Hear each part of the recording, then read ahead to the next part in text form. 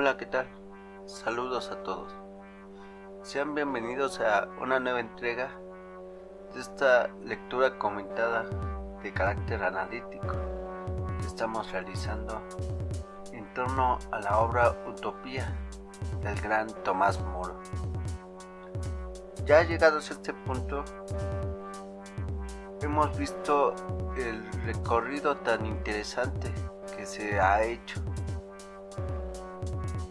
cómo Tomás Moro lanza fuertes críticas hacia los poderes fácticos que se están desarrollando en el Renacimiento. Nos lo tenemos que imaginar de acuerdo a cómo propone la narración de Tomás Moro, como un encuentro en la casa del propio Tomás Moro, con Rafaelito Lodeo y Pedro Egidio participando en un debate.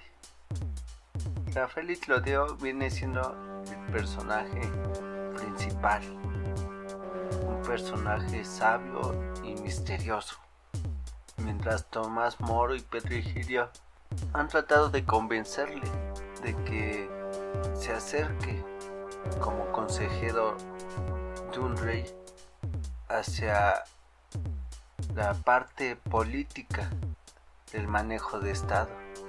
Ellos consideran, al escucharle hablar, que debido a que él tiene una experiencia y una sabiduría desarrollada más allá de esos círculos, podría serle de utilidad a algún soberano.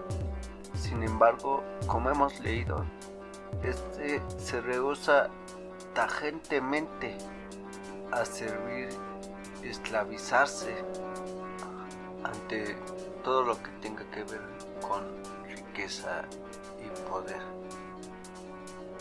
Y no es para menos. Ahora sigue una parte más analítica, donde vamos profundizando aún más en el personaje. Veremos que no estaba tan alejado como Tomás Moro y Pedro Egidio creían de estos círculos políticos. Aquí dará a conocer un poco más de su vida y de qué es lo que le lleva a repudiar con tanto ahínco los ofrecimientos que le hacen. Para entenderlo un poco mejor, retomemos la lectura desde el comienzo del párrafo donde contesta Rafael Lodeo. Ya verán cómo nos vamos encontrando con diversos momentos que son más que interesantes. Os equivocáis 2 veces, Maese Moro, me respondió. Primero respecto de mi persona, y luego de la cosa en sí misma. No hay en mí la habilidad que vos me atribuís, y aunque lo hubiese y yo mismo turbase mi propio sosiego, no serviría para los negocios de Estado.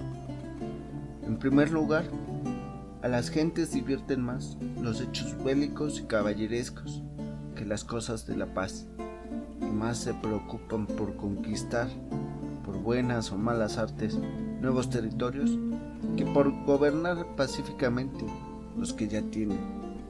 Además, los consejeros de los reyes o bien carecen de entendimiento, o bien tienen tanto que no les dejan aprobar las opiniones ajenas, a no ser de que se trate de aplaudir las más insensatas por haberlas dicho aquellos personajes por mediación de los cuales, adulándolos, esperan conseguir el favor del príncipe.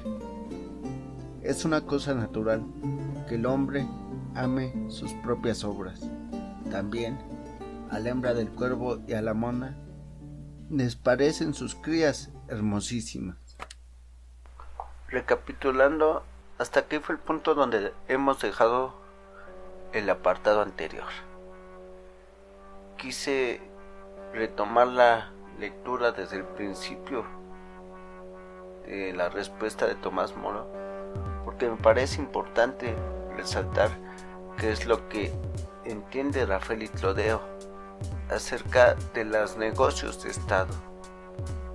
Él ve claramente que la intención detrás de la expansión territorial va de la mano con la obtención de riquezas y por ende perpetuidad del poder o expansión del poder. Va todo de la mano. Y también identifica cómo los consejeros, que son uno de los componentes de este estado, están encerrados en sí mismos. Buscan más que nada el favor del príncipe. Y en ese encerramiento mutuo de cada quien, es decir, está exaltando el egoísmo que existe dentro de estos consejeros. Dice que no tienen una apertura de pensamiento para ver por el bien común, por las cosas de la paz, y que él no tendría nada que hacer ahí como consejero. Bueno, ahora vamos a revisar un poco más de lo que va esta lectura. En semejante compañía, donde unos desdeñan y desprecian los ajenos pareceres y los demás consideran las propias opiniones como las mejores, si alguien propone como ejemplo a seguir lo que ha leído o se hizo en otros tiempos o lo que ha visto en países extranjeros, advierte que quienes le escuchan se comportan como si fuesen a perder su fama de discretos, y aun como si después hubiesen de ser tenidos por necios, a menos de poder demostrar el error en que han caído los otros. Como ven, esta parte es fácil de entender, ¿no? Ya lo hemos dicho, el egoísmo de todos tratando de agradar al rey más que nada. Aquel que piense diferente, que proponga seguir ejemplos de otros lugares, de otros tiempos, lo van a tirar de a loco, a menos que pueda demostrar que es él el que tiene la razón, pero aún así le pondrán trabas a ojos de Rafael Clodeo. Si no persuaden todas estas razones, se escudan diciendo: estas cosas eran del agrado de nuestros padres y antepasados. ¿Quién pudiera ser tan sabio como ellos? Con esto hacen callar a los demás y vuelven a sentarse, como si constituyese un grave peligro que un hombre fuese en alguna cuestión más sabio que sus antepasados. Además, nosotros, que consentimos que no sean cumplidas las mejores y más sabias leyes que ellos dictan, cuando se pretende mejorarlas nos aferramos a ellas, pese a los muchos defectos que hallamos en las mismas. He oído muchas veces juicios absurdos y orgullosos como esos en diversos países, desde una vez en la misma Inglaterra. En estas pocas líneas que avanzamos se nota una especie de crítica hacia la tradición, o más que nada hacia las mentes cerradas, tomando en cuenta que la época en que vivió Tomás Moro es una época de apertura, sobre todo mental. Vemos que a partir de esta circunstancia, Tomás Moro cree firmemente en el perfeccionamiento de los hombres a través de la sabiduría. Por eso trata de insistir en todo momento de que este se puede lograr gracias al perfeccionamiento que pudieran tener las leyes, que puedan seguir con cierta vigencia, por decirlo así. Y aquí ya da pie a que él no está tan desconectado del mundo. A continuación va a hablar un poco de Inglaterra. ¿Habéis estado en nuestro país?, le pregunté. Sí, me respondió, 4 o 5 meses. Llegué poco después de haberse alzado contra su rey los ingleses del oeste. Los ingleses del oeste, es decir, aquellos que estaban bajo el influjo de la casa de Lancaster, de los Lancaster. Tomás Moro nos da datos acerca de lo cruenta que fue esta guerra civil en Inglaterra. Para la época en que escribió esta obra, pues ya se habían asentado las cosas, quedaban reminiscencias de este nuevo poder que se estaba configurando, porque no se trata solamente de que pelee una casa contra la otra. Aquí se están dando nuevas dinámicas de comercio, nuevos fenómenos, están surgiendo nuevos actores en busca de poder. Detrás de este enfrentamiento están también los intereses de los terratenientes, de las familias de comerciantes, de gente que busca presionar a su dirigente político para poder tomar el control velado, el control detrás de. Claro, Inglaterra tenía un plan a largo plazo. Ellos bien sabían que esa guerra no podía durar mucho tiempo. Todo terminó con una alianza, ya que sus planes eran a futuro, por decirlo así. Pero no por ello dejó de correr sangre en esta disputa, como vamos a ver. Para acabar con esta insurrección, hubo que ajusticiar a los rebeldes. Me favoreció entre tanto el reverendísimo padre Juan Morton, cardenal arzobispo de Canterbury, y que era a la sazón Lord Canciller de Inglaterra. Hombre, maese Pedro, tan respetable por su autoridad como por su prudencia y sus virtudes.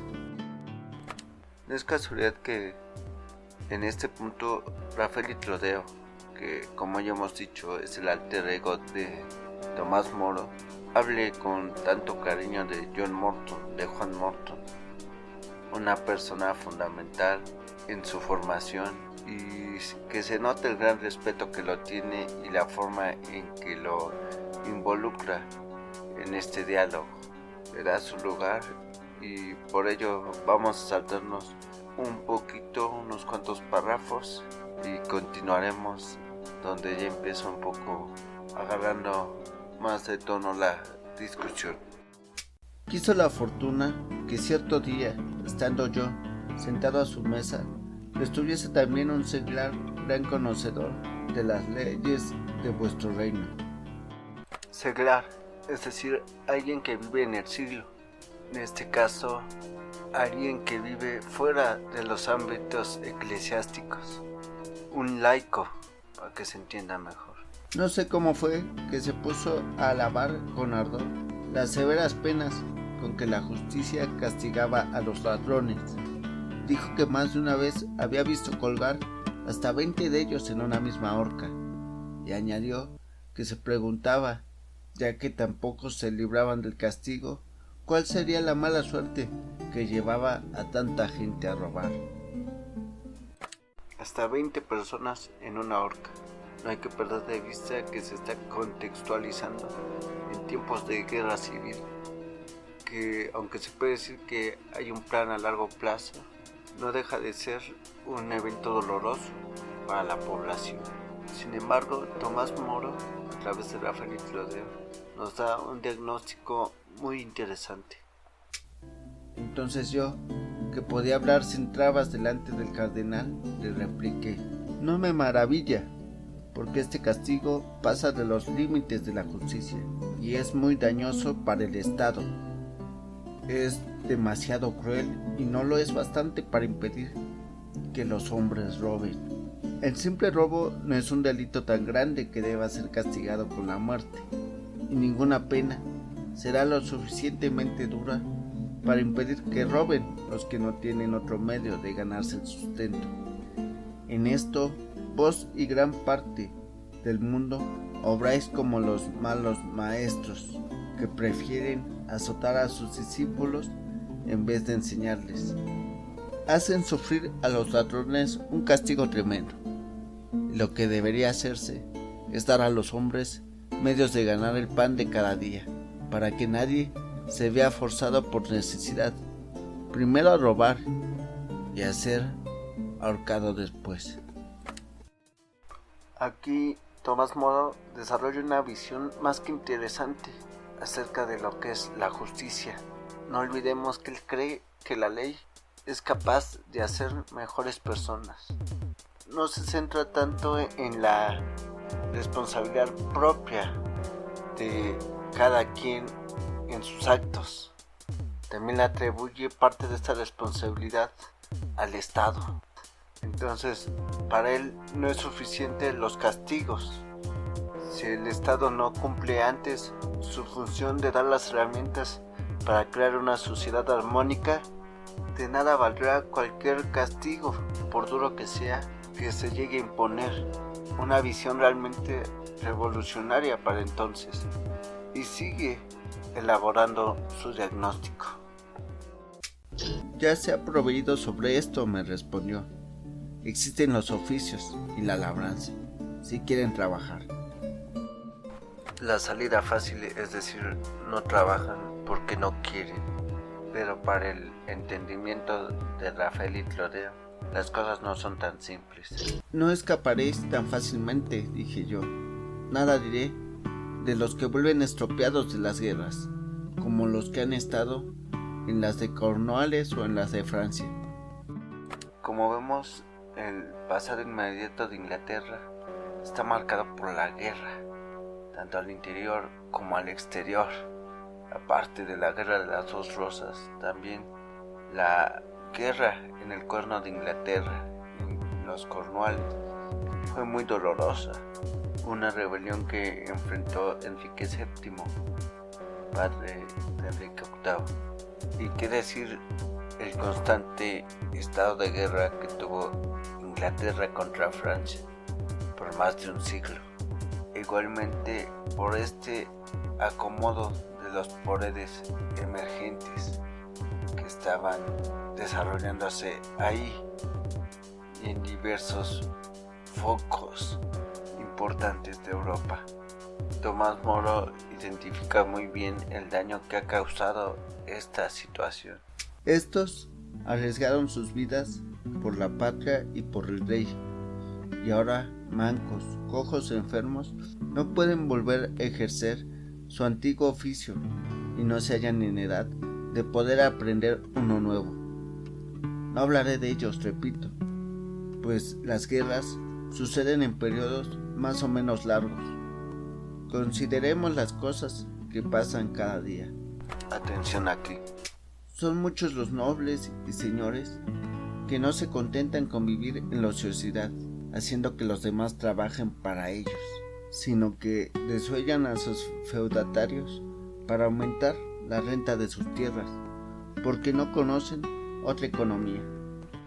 No recuerdo si ya lo habíamos mencionado, pero en este caso economía tiene que ver con el oikos, o sea, hay que entenderlo como forma de vivir, que no conocen otra forma de vivir. Desuellan a sus feudatarios para aumentar la renta de sus tierras, porque no conocen otra economía, y además son tan malbaratadores y malgastadores que algunos acaban viéndose reducidos a la mendicidad. Y no solamente ellos viven en la ociosidad, sino también la inmensa caterva de criados perezosos de que se rodean y jamás supieron oficio alguno. La razón por la que Rafael y Clodeo liga la problemática de las guerras con la nobleza es por la razón de ser de la nobleza en sí. Es decir, la nobleza no tiene únicamente lazos sanguíneos, es de hecho más una clase militar. Por eso identifica claramente que al estar Inglaterra o Francia totalmente en guerra constante, pues obviamente la aristocracia, los nobles, van a tratar de sacar provecho de su clase social. Es por eso que él distingue muy bien lo que son los nobles y sus criados, es decir, su servidumbre personal, de lo que viene siendo el pueblo llano. Ya lo verán. Estos hombres, cuando muere su amo o ellos se enferman, son echados de la casa al instante, porque los señores prefieren mantener ociosos que enfermos. Sucede a veces que el heredero del muerto no puede sostener una casa tan grande ni tener tantos criados como su padre tenía, y al quedarse sin acomodo tienen que dejarse morir de hambre o hacerse ladrones. ¿Qué queréis que hagan sino robar? Mientras buscan otro empleo, gastan su salud y sus ropas. Los señores, al ver sus pálidos y demacrados rostros de enfermos y sus andrajos, no los quieren tomar a su servicio. Entonces aquí ya vamos identificando que hay dos problemáticas derivadas. No solo la explotación que hacen estos representantes de la nobleza sobre sus feudatarios, sobre aquellos que les dan tributo, sino que acostumbran a su servidumbre personal, a sus criados, a ser unos malvivientes. Y es que esto deriva de los privilegios que tienen en sí, ya que lo que acaba provocando es que se acostumbren a vivir en la ociosidad, tanto los criados como los nobles. Tampoco los labradores les dan trabajo, porque saben que jamás serán capaces de manejar la azada y de contentarse con un salario y una comida escasos, sirviendo a un pobre labrego. Si nos ponemos a pensar, es una crítica mordaz. ¿Cómo esta gente no sería capaz de tomar la azada, esta herramienta que es tan importante para picar y preparar la tierra para la agricultura? Aquellos que vivieron en el lujo, la molicie y la pereza. La molicie y la pereza. Molicie, es decir, que van con una actitud blanda ante la vida. Quizás se conozcan el término mullido. Tiene que ver. Que están acostumbrados a ceñir la espada y a llevar el broquel. Aquí vuelve a retomar el hilo con el que había iniciado su punto de vista. Es decir, aquellos que están acostumbrados a ceñir la espada y el broquel. Es decir, vuelve a cargar contra la nobleza militar. Recordemos que la espada y el broquel, el escudo, vienen a ser distintivos de esta nobleza. Y en Europa muchas veces se hicieron incluso rebeliones cuando se intentaba regular el uso de estos distintivos. Entonces, aquí Tomás Moro o Rafael Clodea hace notar que esto solo engrandece la soberbia. Sí, para muestra lo que dice un poco después. Que se jactan de ser más que nadie y miran con desprecio a los demás. No es eso, señor, replicó. Los hombres de esa clase son los que necesitamos más, porque tienen el estómago más robusto y más audacia y valentía que los artesanos y los campesinos, porque en ellos está la fuerza y el poderío de nuestro ejército cuando hay guerra y hay que luchar. Muy bien, le respondí. Con igual razón, podrías decir que para estar preparados para la guerra habrá que proteger a los ladrones. Podéis estar seguros de que no faltarán nunca ladrones, mientras haya gente como esa de la que vos habláis. Creo que con esta frase nos basta para resumir el apartado de esta lectura. Mientras se siga privilegiando este estado de guerra constante entre las naciones de Europa, entre las potencias, con Francia e Inglaterra, no dejarán de existir los ladrones. No se podrá buscar la paz y el bien común entre entre los estados ni al interior de estos. Tomás Moro se ha valido de Rafael y Clodeo para explicárnoslo con diagnósticos más que precisos. Él entiende claramente que la guerra crea una clase privilegiada y asimismo estos se acostumbran a vivir en el ocio junto con sus criados, y estos criados llegan a un punto en que también adquieren hábitos de esta forma de vivir. Estos malos hábitos propician que cuando caen en desgracia no busquen otra cosa sino robar. Entonces Rafael y Clodeo demuestra que no es simplemente el marinero aventurero que creían que era, sino que realmente conoce las cúpulas de poder, entiende muy bien el funcionamiento del Estado, así como la responsabilidad que debería de tener en la formación de los súbditos o los que conforman este Estado. Y sabe que las mismas dinámicas que se están dando en el Renacimiento son las que traen consecuencias como estas. Son fenómenos que no se habían visto hasta entonces y que por ello, si queremos soñar con un mundo mejor, hay que cambiar de camino. Igual la lectura seguirá teniendo cosas muy interesantes. Por lo pronto vamos a dejarlo hasta aquí. Saludos.